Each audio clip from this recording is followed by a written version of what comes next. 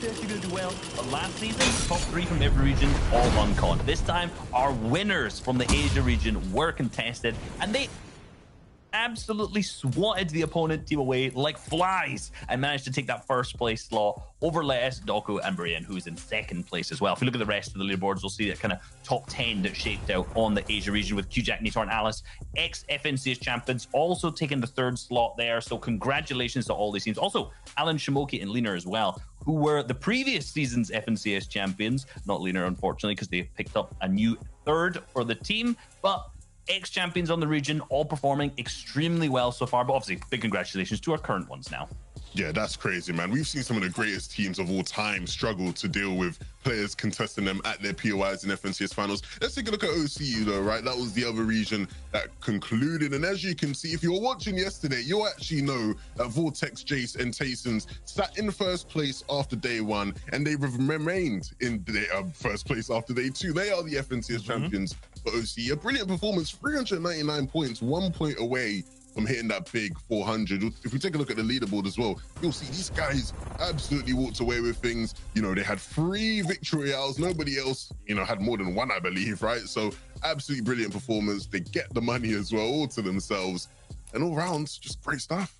Yeah, and for Jink, Alec, and Worthy, who was in second place there, like I was watching the streams, I was watching the final game because Jinx was streaming the entire tournament live. And it's tough because we saw Vortex's team actually go down relatively early. They went down in 20th place, and Jinx's team had the opportunity to clutch up. They had the ability, but they were just scuffed on loot. They took a fight, and it ended up just being a duo, and then they were slowly picked off one by one. And you could tell, like, these guys are the champion mentality. These guys want to win. They want to place first, and they weren't really happy with the second. You know, in retrospect, I'm sure when they look back, they're going to be happy with the fact that second place is absolutely insane.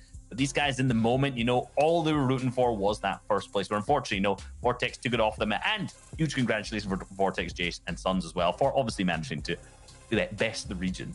That's right, man. Brand new champions. You love to see it. Now we got to keep this champion talk. We got to talk about the EU specifically, remember, because we only had 4 games yesterday. We have to kind of recap what did happen, which trios, wow, words in my head, came out on top. And this was the first game here from EU.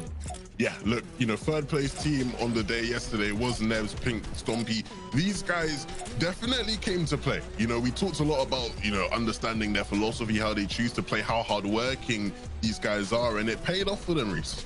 Yeah, absolutely paid off. You know, game number 1, they placed second, and then basically from playing a lot of a kind of low ground play style, and we didn't really see too much of them that game, but the next game they came back, they took the height, they were very opportunistic about it, picked up the big victory royale in game number 2, and they were super consistent. They were winning off spawn against Kezik's team. They were fighting back basically any team who came across them. They were super aggressive in basically every stage of the match, and so far I hope to see them continue that through the 8 games today. Yeah, 100%. And I think when it comes to this next team, the second place team, no surprise to see them high up in the standings. Vidil, Noah Riley, and Aqua. We all know about Aqua, one of the greatest players of all time. He's literally a World Cup champion, but Noah Riley and Vidil by his side, providing for some great support as well. And these guys completely were just unplayable when it came to high ground. Right? They are one of the best high ground teams in the game. We talked about it before the show, right? We talked about how they definitely are probably the best high ground team. Showcase that plenty times, Reese. Yeah, it was actually insane. You know, this game in particular, this was one of the ones where they switched over and over again in terms of the high ground, but they had like a huge nemesis in the lobby, which is our current first place team. There's Teriyaki, Stormy, right, and Toos. These guys went back and forth over and over again. That first game, I think Height switched 6 or 7 times, and 3 or 4 of those were between Kiriachi's team and also between Vidil's team at the same time too. Then in game number 2, Kiriachi wipes out and finishes the squad from Vidil's team. In game 3, it's the other way around. So they're consistently going back and forth. This is a rivalry we've seen through nearly all 4 of the games yesterday. So throughout these games, even though they land nowhere near each other, they just seem to keep becoming integral parts of each other's matches. That's probably why they're so high up the leaderboard. Let's be real, they're still in it at those integral parts of the game. Yeah, most definitely, right? Kiriachi, Toos, and Stormy, right, though, a brilliant first day, sitting at the top of the leaderboards by just 2 points. The big thing is, all right, is when you look at it, guys, they have a tougher task than any day 1 winner has had in any FNCS, right? Where there's 8 more games. Usually it's like 6 more games after day 1. These guys have to play 8 more games. it's a lot tougher of a task to hold on to your lead with 8 games remaining. And so when we look at these standings, you know, as much as, you know, day one's already gone, a lot of the teams still have a great chance of being able to come back. There's not many points in it across the board right now. True, and you know, if we go down to like 5th place, we've got Rescard and Dress Savage, who's definitely set up very well currently in 5th with a big victory out from them. It was interesting. The victory out from them was a hype play, which we'd never really see from them, given that they're usually a low ground team, but they just poised themselves 5th zone, got good zone RNG, and there we go. They were situated up on high ground already and managed to play out that play style extremely well. So they're being clearly very, very versatile today. Hottie, Elecraft, and Tripper also up into 6th. 10 Janice Chappe. Good, right? In 7th place, you know, we're predicting them a little bit higher, especially to finish maybe up in that top slot. Right now, being 7th is definitely not too bad at all. But if you look over to the next page, you'll see those teams down from 10th, or 11th, sorry, down to the 20th slot. You know, Joe, Benji, Shadow, we've seen a lot of engagements off spawn, a lot of them fighting against Mappy's team. And, you know, so far, it's going okay. They're definitely coming the best, but 12th right now, still not the top 10 they want. Yeah, not at all. But, you know, at the same time, you know, I'm not even as worried as I would be, right? Typically after day one, you could maybe worried about certain teams. There's certain teams you know not to worry, right? Last season when it was no right leave a reason, they could have been in last place and I still would have said, yeah, they'll probably get a top 10, right? So there's always a chance.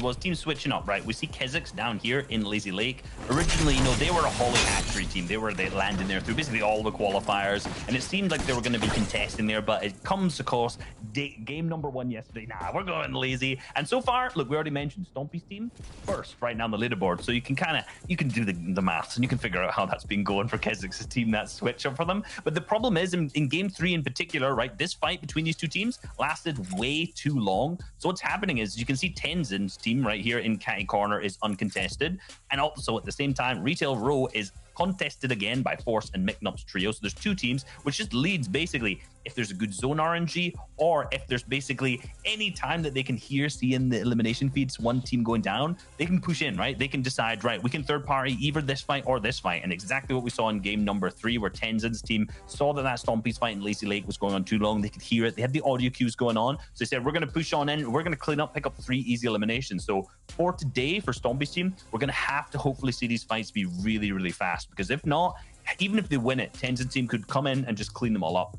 Yeah, and you talk about them, you know, sort of getting involved in that fight and looking to clean up fights like that. We expected Cammy's team to do that a lot more, right? Obviously, they're uncontested. They have the Cammy split there. We know there was fights like Corny Complex happening with Benji's trio, and even the fights towards Lazy Lake we thought they'd be able to get involved in, and they weren't as aggressive with them, right? We saw in one game where they did take a deeper position in zone and look to maybe get a bit more aggressive with their fights, but it's going to be key now today in terms of what happens, because they're very much a team who, day one, you expect them to do incredibly well, right? You think to yourself, oh, you know, these guys are going to be very aware. They're going to know what to do. The problem is that today there's a chance somebody contests North Cammy split, right? This is something we see happens with 2-day formats all the time, where a team will decide, hold on a minute, they get so much loot. How are they getting all this loot? They tried to cut off this general area here, and that causes problems for Cammy. How do they deal with that? It's going to be big to see. Similar things can be said for Mr. Savage's team. Obviously, they didn't contest the first couple games. It didn't go well. The one game they do actually decide, hey, no, we're not going to disengage. We're going to fight at Steamy. They win, right? Do they continue along that path? These are the adjustments I'm looking forward to seeing in today's competition. Yeah, and for them, that like you mentioned, just to reiterate that, they were disengaging every game, the first 2. They said, nah, this ain't working out for us. They fought off spawn. Savage's team won that, and then they picked up the victory royale in that game too. And that's probably one of the biggest reasons for the swing factors why they've moved up currently to first. I'm getting ahead of myself here, to 5th place right now. So obviously big changes for them. So we'll see how that continues today. Now, 2 teams that we're going to say didn't go as well as we thought. Tayson's team along with Hen's team. Now, Hen's team is in 7th. But for Tayson's team, they're currently middling, I think, in 13th. They struggled a little bit with Storm Surge. But a team that we didn't expect to do too well so far is actually Chip's team alongside Art Skill and Expert. Now, these guys have done super, super well, but their days have been kind of split into two halves, right? In game one and game number two, they only acquired 22 points, and you can see in the third row there, they were 22nd on their average placement. So, not great, let's be real. They didn't have a great first two games, but in that third and fourth game, their later half of that, they gained 70 points, and their average placement was fifth. I think they had a first and a ninth. And that victory royale, man, that was a thing of beauty. Art Skill had such a good 1v3 clutch on the low ground, a great mechanical play, some nice box fighting skill from him alone to pick up the victory royale. And that could be huge for the leaderboards, right? That could swing them so much more across all 12 games once this is fully over. Yeah, but it's going to be about actually replicating that form now today, right? They started off slow yesterday. They can't afford for that to happen again today. They want to get back to that form, find their rhythm a lot quicker. If they can do that, maybe they can have another surprise performance where they're high up in the standings than many people expected.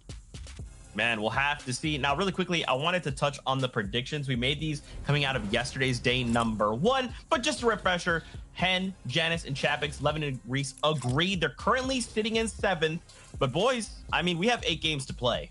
Well, look, this is a team who's sitting in 7th after day one, a day one with less games than usual, and yet people are still saying they sort of underperformed, which they sort of did, right? And that tells you everything you need to know. These guys are...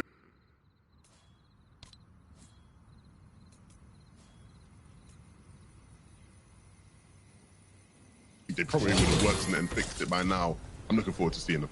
Yeah, and they were still absolutely fragging out too. They had the second highest average eliminations per game, so they were clearly doing something right, but there was a couple errors in their gameplay, like you mentioned. I'm sure that'll be fixed today. Shio has gone with Noah Rayleigh, Vadil, and Aqua. Currently in second, definitely looking like one of the best picks. I'm sure throughout the 8 games today, we're going to consistently see them up on high ground yet again. I would be shocked if we wouldn't, based on like yesterday's gameplay.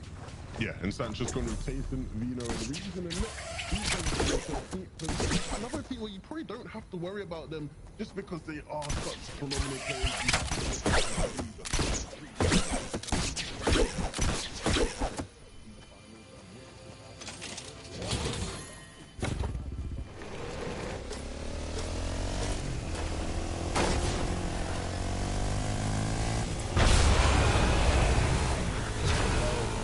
About the high ground battle that was happening yesterday. It felt like there was always teams just constantly attacking high ground. Do we think that that's going to happen again today? We're going to see Trio just try and fight over that rather than try to at least make it to end game? Because at this point, man, you've got 8 games to play. If you're going to make a mistake, you just can't afford to do that for you and your Trio. So what are your thoughts on high ground coming into today?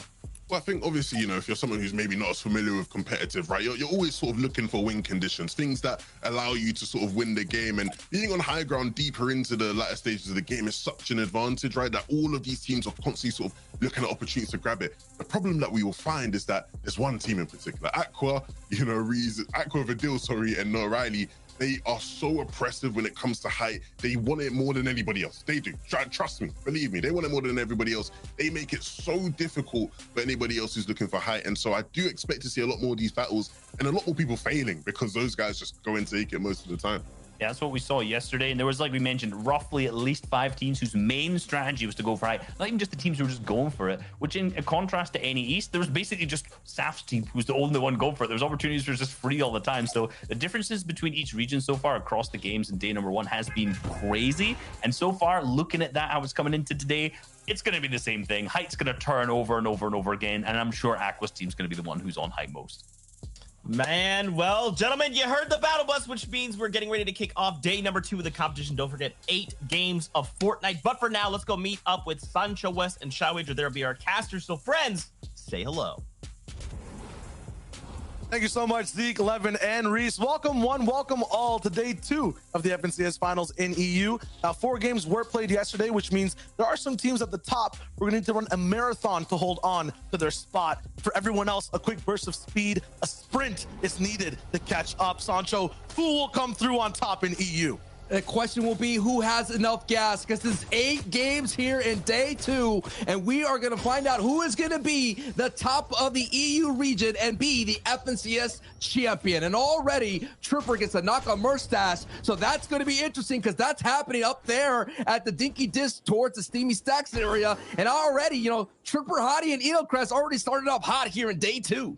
Yeah, they're going to be having lots of fun. 5th place overall, or no, 6th to start the day. So they're in that upper echelon. They're looking to fix a few mistakes from yesterday, make sure they're making all these end games and staying all the way on top. Now, the big thing also to focus on is this fight going on in Lazy Lakes. We got Falcon Lee, Keswick, CQ, Pink, and Neb Stompy, who were just dominating yesterday. Pink already down. This is 3rd place right now, getting affected. They don't usually lose this fight, Sancho, but when they do, it hurts them real bad.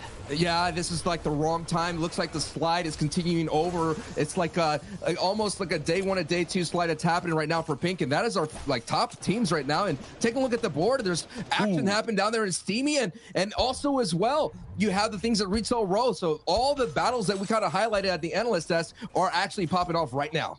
Yeah, if we can get POV swapping from Lazy to Steamy to see what the situation is right now between both sides of the fight. Teams are going down all the way across both these POIs on the map. So Lazy will be a big influence too, because Sancho, the team that wins out from here, has a lot to say on the map. They usually end up just dominating everyone else after this fight.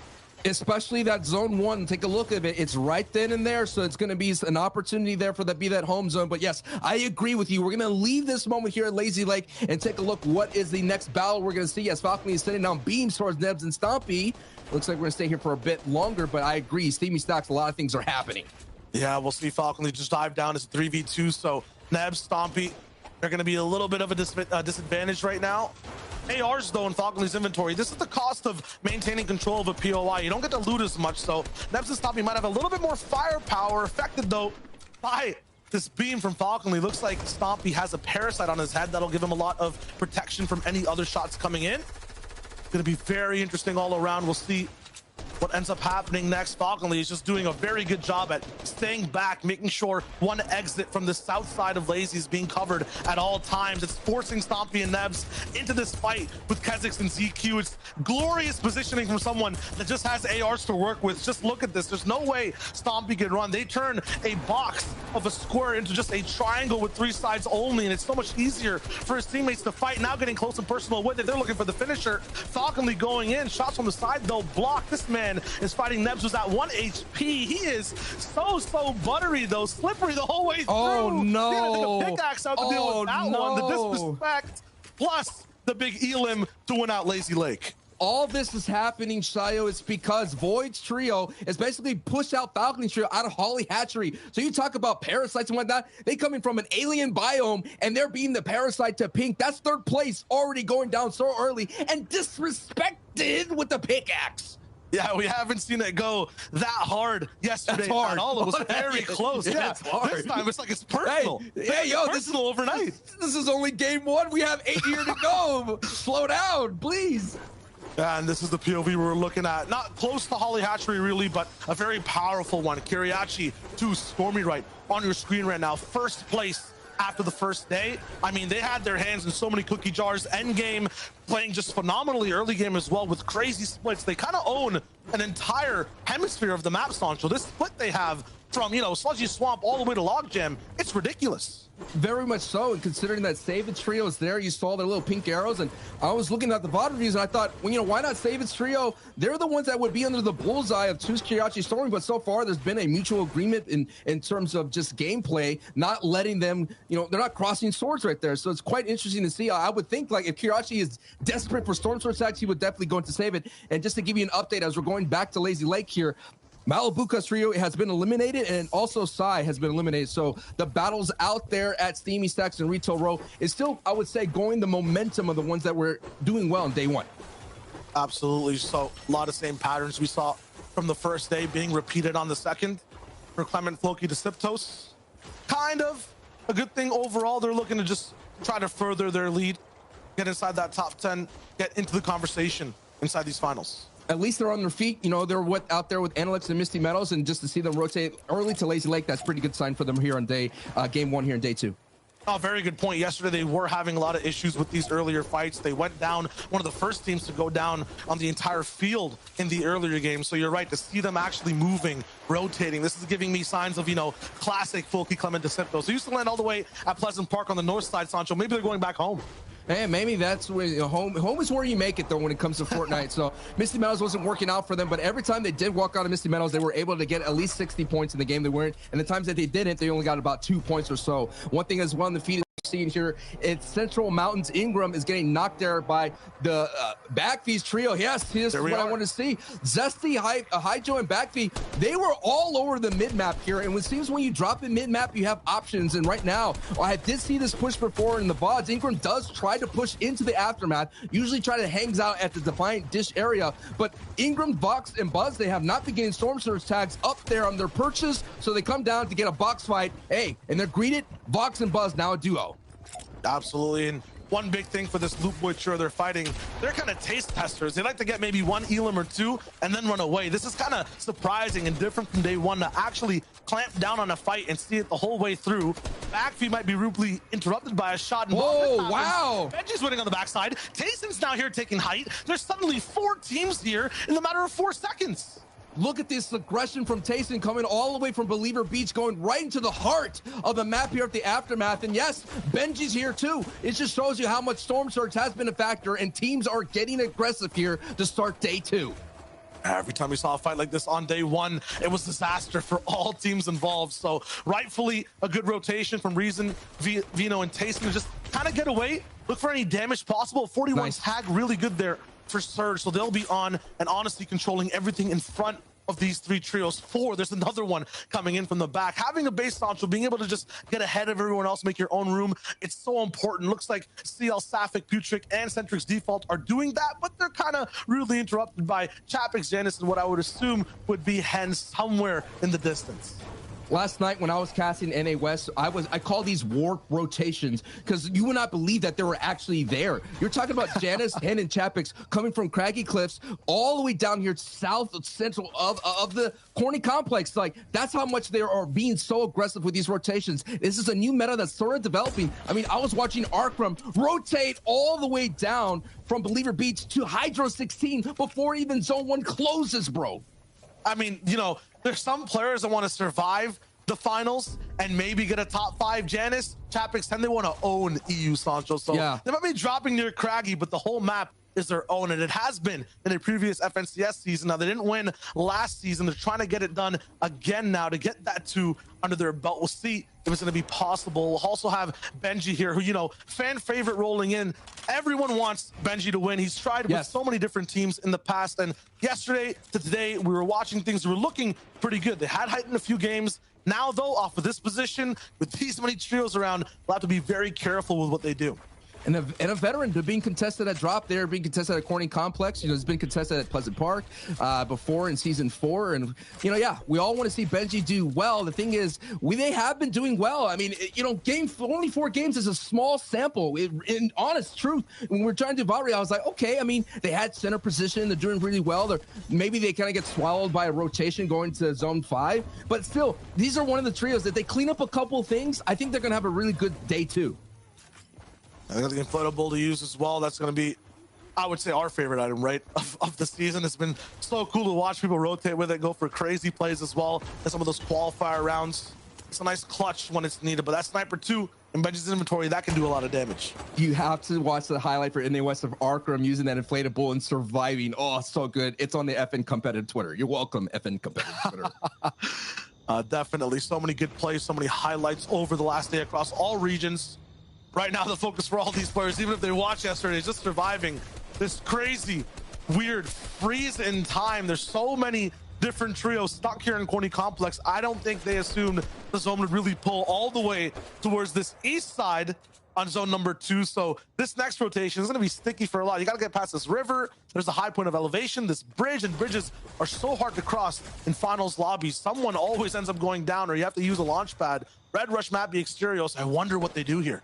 Yeah, definitely as well. You talk about Launchpad. The permapad out there in the dockside dish here is going to be in play, and also those ridges, those mountain range of the, the blue antenna from dockside going all the way to where the gas station is. All that's going to be available, so it's going to be interesting to see when we get to in-game.